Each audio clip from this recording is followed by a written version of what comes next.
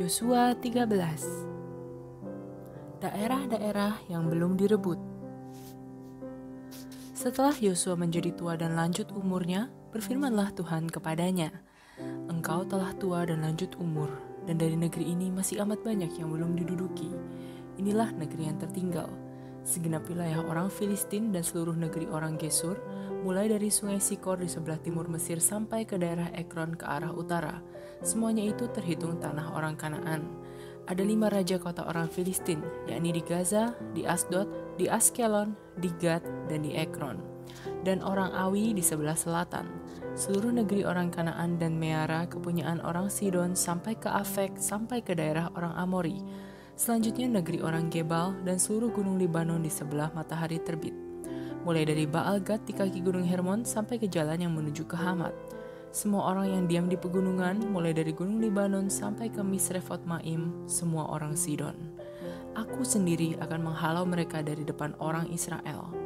Hanya undikanlah dahulu negeri itu di antara orang Israel menjadi milik pusaka mereka, seperti yang kuperintahkan kepadamu.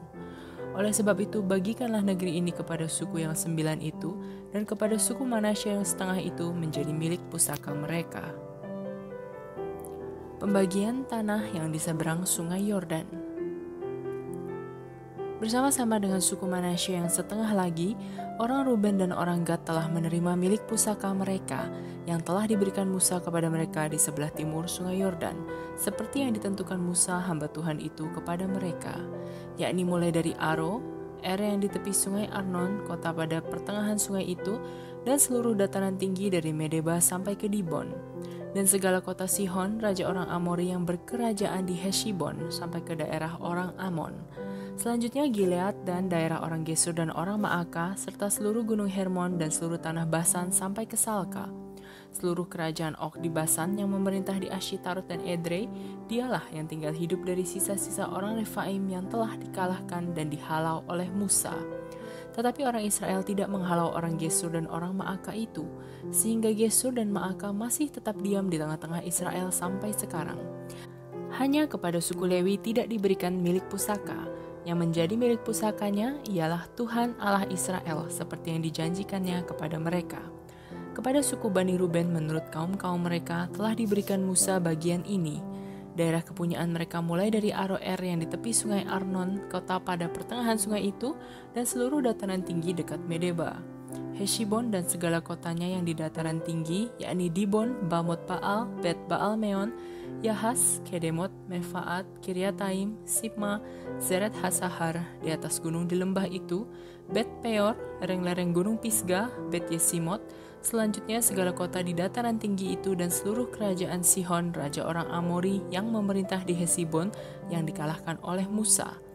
Bersama-sama dia juga dikalahkannya raja-raja Midian, yakni Ewi, Rekem, Zur, Hur, dan Reba, raja-raja bawahan Sihon penduduk negeri itu. Juga Bileam bin Beor juru tenung itu telah dibunuh oleh orang Israel dengan pedang, beserta orang-orang yang telah mati tertikam oleh mereka. Jadi batas daerah Bani Ruben ialah sungai Yordan dengan daerah pinggirnya. Itulah milik pusaka Bani Ruben menurut kaum-kaum mereka, yakni kota-kota dengan desa-desanya. Kepada suku Gad, yakni kepada Bani Gad menurut kaum-kaum mereka telah diberikan Musa bagian ini.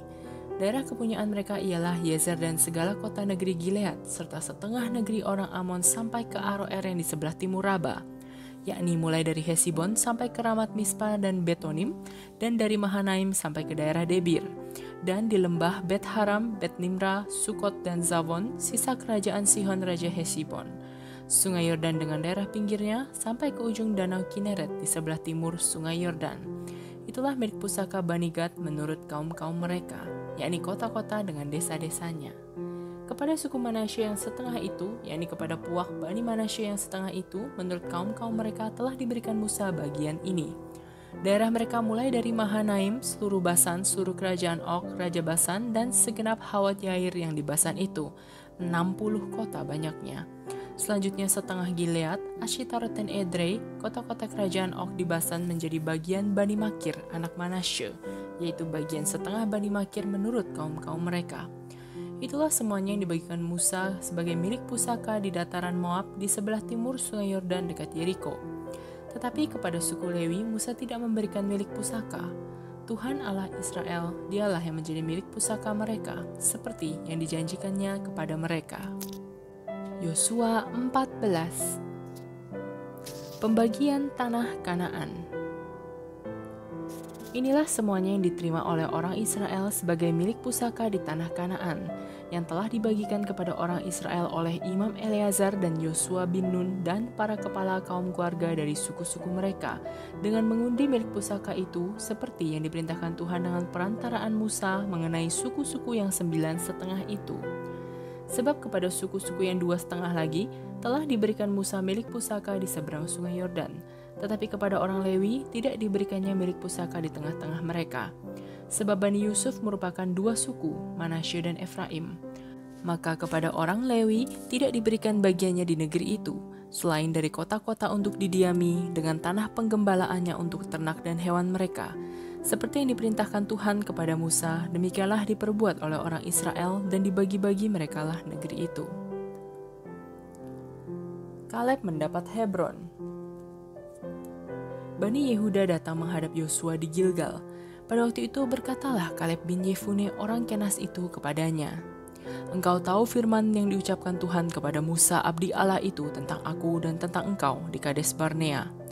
Aku berumur 40 tahun ketika aku disuruh Musa hamba Tuhan itu dari Kades Barnea untuk mengintai negeri ini, dan aku pulang membawa kabar kepadanya yang sejujur-jujurnya. Sedang saudara-saudaraku yang bersama-sama pergi ke sana dengan aku membuat tawar hati bangsa itu. Aku tetap mengikuti Tuhan Allahku dengan sepenuh hati.